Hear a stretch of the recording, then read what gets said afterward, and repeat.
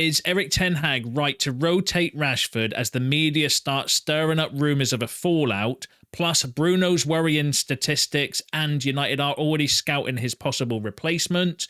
We've got updates on our left-back search as we're linked with Robinson and Kerkez, and scouts are sent to watch Tyler Dibling. This plus all the latest Manchester United news and transfer news that will keep you right up to date with everything. Welcome to Man United Review. My name's Jamie. Before we get into it, please smash a like on the video. Let's jump straight into it. So let's kick off with the fallout off of the weekend and the Marcus Rashford nonsense. So Fabrizio Romano's come out defending rumours of a possible fallout between Rashford and Erik ten Hag due to the fact that Rashford was rotated at the weekend. And obviously Garnacho was picked in front of him, and I've got some stats that will back up the reason probably behind that as well. So Romano said on the situation, Rashford was part of the rotation because United have 3 super important players plus Antonee. But in terms of important starters, they have Dalot, Garnacho and Rashford. Rashford started on Tuesday, and the idea of the staff was to change against Crystal Palace. No problem at all. And he also went on to say the speculation from this was Ten Hag in his post-match press conference following the game, and because of the rumours and reports of a potential fallout between him and Rashford. And when he said the speculation from the consultants is crazy, you're speculating when you don't know anything. It was just rotation. I'm very happy with Marcus. Now, this all came about because Jamie Redknapp had the following to say on Sky before the game. Said, it feels like something has gone untoward. Obviously, I don't know the details, but you don't drop a player that's just scored 2 in midweek against Barnsley and scored against Southampton. It feels something has happened this week. It's unusual for a manager to come out and almost out a player by talking about their lifestyle. So Alex Ferguson would never do it, whereas Ten Hag will do it on occasion, and it's not always beneficial to the player. So Jamie Redknapp started the kind of speculation around a fallout between Erik ten Hag and Marcus Rashford. Romano and Erik ten Hag himself have come out defending the decisions, basically saying that it was just pure rotation. And, this is the problem we have with the British media and English players or British players, is that they try to dramatize it and try and make a mountain out of a molehill. I totally agree with the fact that Marcus Rashford, should have been rotated. Well, not necessarily should have. You could toss a coin between Rashford and Garnacho at the moment of who you want to start and who you don't want to start. I think it's that close between the two of them. And I have absolutely zero issues with that sort of competition. That's what you want at United. You want competition for places. You want to say, well, actually, okay, that's a strange decision because Rashford actually played quite good, but that's why we need a big squad. That's why we need bench options. I thought the assumption probably from Ten Hag was, well, I'll start Garnacho and reward him for his good start to the season, and then hope that Rashford comes off the bench and has an impact like Garnacho has so far this season. But obviously it didn't work out that way, because when we did bring Rashford on, he was pretty ineffective, to remain professional. I don't think he influenced the game in any way, shape or form, whether that was because of the position he was initially kind of brought on with. We can argue about that, but it had the total opposite effect. But you could see the thinking behind it, and I don't think it's any more suspicious than that.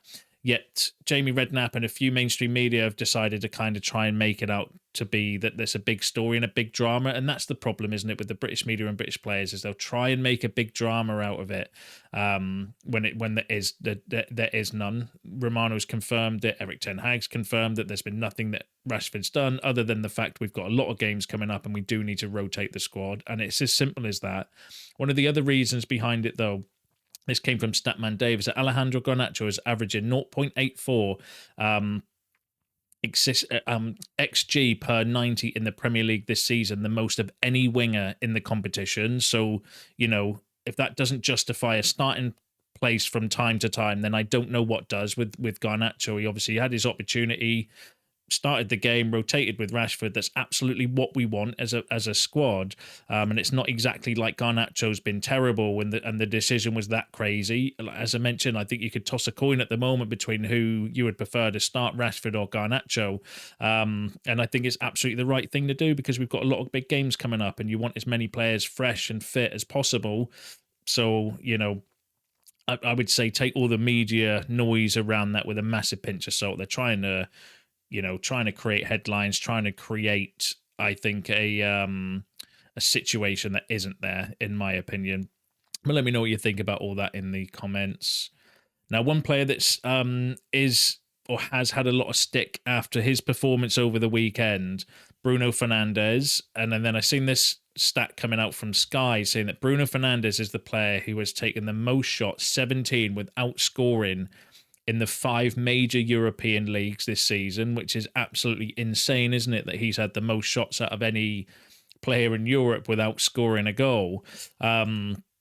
And he did come in for a lot of criticism, rightly so, I thought, as well. Wasteful, very frustrating, especially when you see how good we can be when we keep the ball and we pass things around and we kind of control things a lot more. And Bruno Fernandes, I thought in the second half against Palace, was just out of control, just trying to do almost the impossible far too often.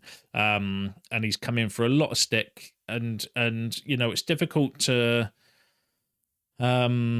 I don't want to say difficult to defend, but I think it's justified in my opinion. I did think he had one of those games, but then Bruno is also the sort of player that can win you games on occasions as well. So he is a bit of a Marmite player in my opinion, but definitely one that I think should be dropped for that performance midweek. I think it was a shocking performance. Whether Ten Hag will do that or not remains to be seen. But I do think that. Obviously with Mount coming back, we've got other options that can play in there. I mean, Eriksen's been doing really well last few days. I wouldn't mind seeing him as a 10 and then potentially having Ugarte and Mainu in the midfield position. That's a viable option. I know a lot of people are saying about Xerxes and Højlund. Again, I think that could be a decent solution for certain games. I think it would be a little bit attacking. I'd worry about losing control in midfield defensively because I don't know whether Xerxes that type of player that works tracks back as much as what Bruno would. But for certain games, I could see it, or certain moments in games, I could definitely see that working. Again, my only worry about that is 1, defensively, but then also 2, rotation. If you're playing both strikers, we don't have any other replacements. So if you're playing them both, you've not got anyone to bring off the bench. That means one of them's going to have to play 90 minutes every week. And I don't necessarily think we've got the squad depth to kind of do that at the moment, but it's a valid point. One that I would definitely be, I could see working in certain games, maybe not every week, because you do need to worry about, like I said, rotation and fatigue and all this stuff, but definitely a viable option in my opinion. But there's also been a lot of noise recently regarding potential Bruno replacements. So it does seem that United are definitely looking and scouting for a younger kind of attacking midfielder, maybe someone to come in to play under Bruno for a year or two, or I don't necessarily think it's a direct replacement with the age of the profile of players we're looking for. So these are the 3 more recently linked players that can play in that kind of central midfield stroke attacking midfield role. So the first one I brought to you, it was last week, Oscar Gluck, attacking midfielder, plays for RB Salzburg, 20 years old, 4 appearances, 3 goals, 2 assists this season. Does look like a really good young he's highly thought after anyway as an attacking midfielder. Obviously plays for RB Salzburg. There's that obvious link there with Christopher Vivell that's come in as our kind of recruitment chief scout or whatever his kind of job title is. He's obviously got that clear link with the RB Salzburg club, so that could be one of his recommendations. The report last week was from not the most credible source though. It's Fuzzball News, basically saying that United had been scouting RB Salzburg games. He was one of the players mentioned. Looks a viable option as a attacking midfielder. Would like to see a bit more credibility than where that particular story came from, but would be an interesting option. Naipan is one that I brought to you. He's been heavily linked quite quite regularly over the last few weeks. Again, not from the most credible sources. However, the Muppeteers and Academy Scoop were saying that he's a player to keep an eye on back in July. So I do think there is something in the reports. I would just like to see a little bit more credibility before getting too excited. He's just like more of an 8, I would say, though. Can play central midfield, can play attacking midfield. Plays for Rosenborg, 17 years old, 21 appearances, 6 goals, 6 assists so far this season. He is one that I'm paying attention to because there's quite a few stories. Again, whether they're the most credible at this stage, I don't think so, but he does appear to be a player of interest. And then the last one, Franco Mastantuono. I've struggled with his name. Apologies if I butchered that. Attacking midfielder, plays for River Plate, 17 years old, 5 appearances, 1 goal this season. The original story, I think, came from Marca, who are a fairly credible Spanish outlet, where they were saying, I think it was like a week or 2 weeks ago now, saying that we were beating Real Madrid to his signature, and that Real Madrid had pulled out of the race, and that he's a player that Manchester United are heavily linked with. Again, don't know too much about him personally, but is a highly regarded, highly sought after, young, up-and-coming midfielder from South America, Argentinian. So there's 3 potential players that United have been linked with over the last few weeks as possible, I don't want to say replacements for Bruno, because I don't know. I think that's kind of, jumping on the bandwagon just because he's had one average performance or one bad performance. He's not like he's been playing terribly for the season. Yes, statistically, he's having a lot of shots and not having any output, and is probably one of the factors into why our XG is so high. Yet our goals are absolutely terrible. But I don't want to throw somebody under the bus just after one bad performance, because the rest of got a couple of assists coming off the bench against Barnsley, and has actually been, pretty decent in some of the other games in terms of his overall performances, as frustrating as he is. But I do think it's smart for United to start looking at these players early, because we don't want to be in a position where Fernandes goes and then we're having to buy a direct replacement, because that's going to cost you a lot of money. Getting somebody in now of those sort of players that are 17, 20 years old, to play 1 or 2 years with Bruno there and have like a rotation option like we're doing with some of the other positions in the squad, and then potentially moving Bruno on might be, a bit more clever thinking. Or, Ineos might just decide, well, actually, no, we've got Mason Mount that can do that role, and then let's look for a younger profile of player to maybe play Mount there. Gives you a bit more flexibility as well. But interesting options. Let me know what you think about those in the comments. Now, there's been a lot of talk today regarding the left-back position. That's obviously another area of interest from United, needing a left back potentially for January if we've got the funds available. And there's two names that are probably more heavily linked with us over the last few weeks. One, Antonee Robinson from Fulham. So it's been said that Antonee Robinson is on Manchester United's shortlist for the left back position. Liverpool are also interested. Fairly credible source that. Also reposted by credible outlets. So I'm going to say that kind of holds a little bit of weight. There are a lot of reports and stories linking us with Robinson, also linking Liverpool with a new left back as well. So whether it's media attention, throwing United's name in to generate interest, whether it's, agents linking United to try and get more money or bigger salaries from Liverpool, who knows? But it is interesting. I do think we are looking at a left back, or need to be looking at a left back anyway, because of obviously Shaw's unreliability, the fact Malacia is, starting to come back. There was obviously news last week that he was back in training, took part in the first part of the rondos in training, and is still, building up his recovery. So it is an area I think that we do need to address going forward. Robinson, I think, would be a good option. 27 years old, Premier League proven. Yeah, I like him. I think he'd be a good option for left back. Another player that I also like, similar but a much younger profile of player, is Kerkez. He's the other player that we've been heavily linked with at left back.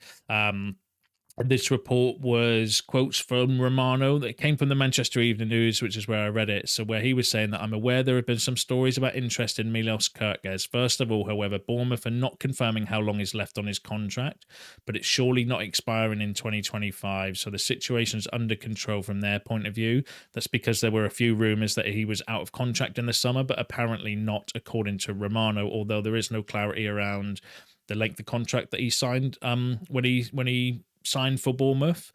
And then Romano also went on to say no contacts have taken place with Chelsea, from what I'm told, also because Cucurella and Renato Viga are doing very well. Kerkez was one of the options for Manchester United in the first part of the summer transfer window, but he was then considered too expensive. So Romano again confirming that United were interested in Kerkez, but not at the price that Bournemouth, and I don't necessarily think he's going to get any cheaper unless there is something to do with his kind of contract. But two really interested options. Kerkez, 20 years old, a lot younger than Robinson.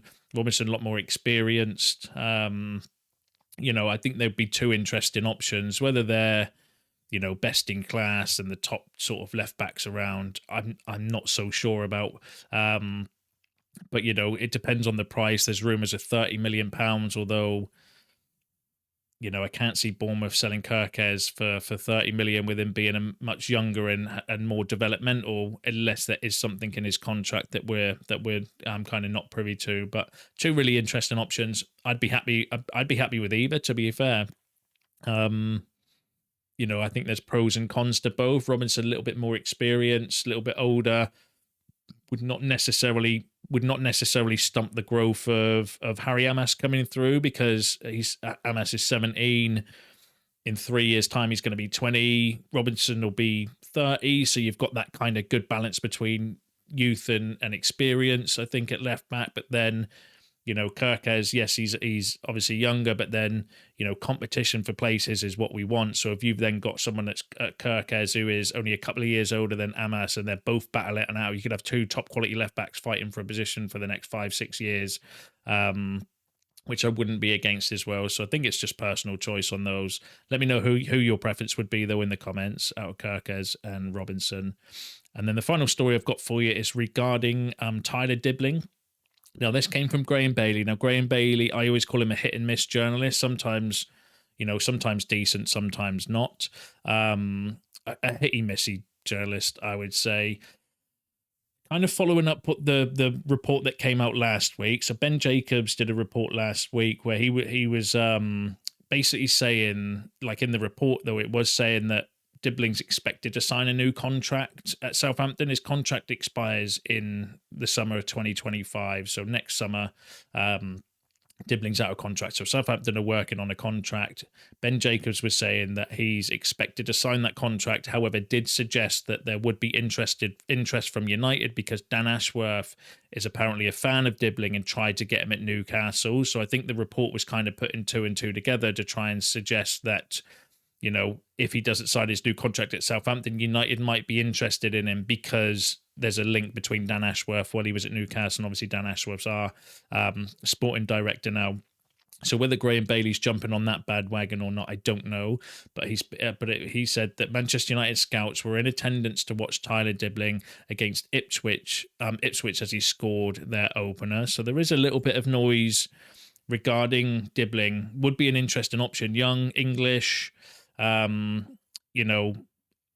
highly regarded, he looks a decent player, actually. He's I'm sure I've seen some stats saying that he's got like some really good numbers for wingers this season at his young age.